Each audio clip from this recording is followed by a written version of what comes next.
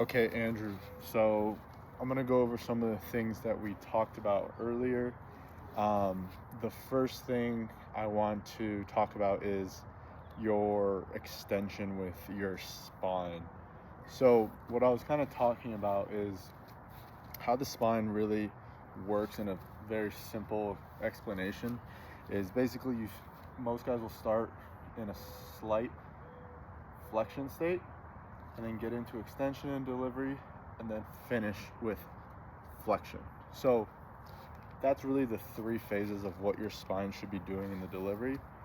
What's going on with you specifically is you start out in the flexion place, but then when we get into extension, it comes in very, very early, and then we never really get a good flexion. And I think partly the reason of that is your very high arm slot, and it's a little bit unnatural, and it's kind of stiffening you up a little bit.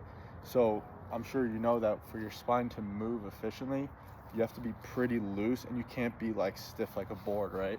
So like that's why guys will do back bridges to like increase mobility, but you also have to be able to like relax in these positions, or else like if you're a rigid board, your spine's really not going to be able to like move efficiently. That's why cat cows, guys will do cat cows to like get their spine lubricated. So why I want you to just slightly lower your slot, just like here right now you're like 12 o'clock, maybe just like a 1 o'clock, something like that, maybe even a 2, whatever feels better, is because I feel like that's a little bit of a more natural slot for you to where we can get into this extension position a little bit better.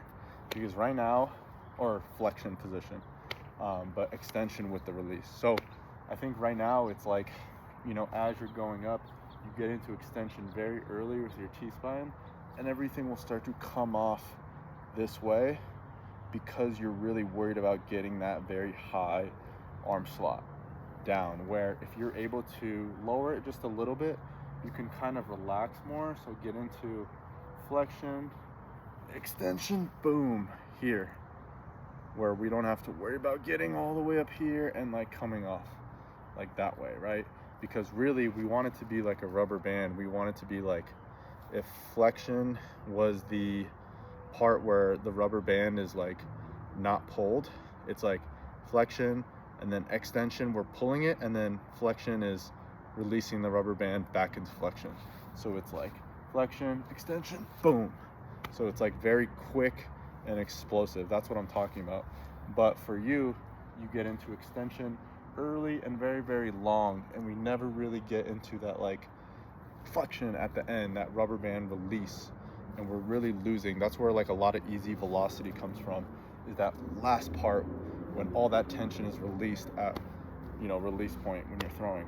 So that's kind of what I'm talking about when I'm talking about like your arm slot and like your spine extension. Another thing, I'm not really a big drill guy.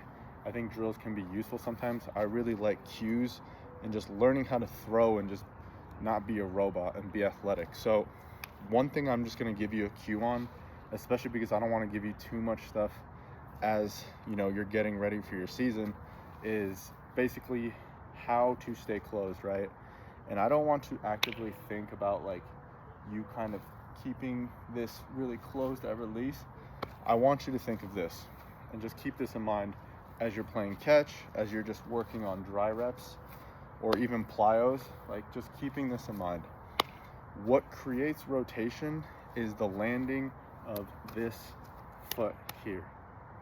So what I mean is this chest gets rotated because of this landing foot landing. I am not manually trying to rotate my chest this way. That is when you will start to fly open and everything will start to go that way, and when you have to release that way. I want this to open up my chest. So what it looks like is like, as I'm landing, boom, that is what's going to open up my chest, and then the arm follows. It is not me pulling off like this manually with my chest. It's simply thinking of just relaxing my chest. When that front foot lands, my chest opens up, my arm is ready, it gets into layback, and then I'm releasing out front. I'm not trying to open it up by trying to throw early. I'm not trying to pull my chest open. I'm simply landing, and that is what opens on my chest, keeps my head squared, and lets me get into layback and release out front. That's the only thing you really need to worry about when you're trying to work on staying close, is where the rotation comes from. Rotation comes from the foot landing here. Here. That's what opens up this. Foot landing here. Let me know if you have any questions.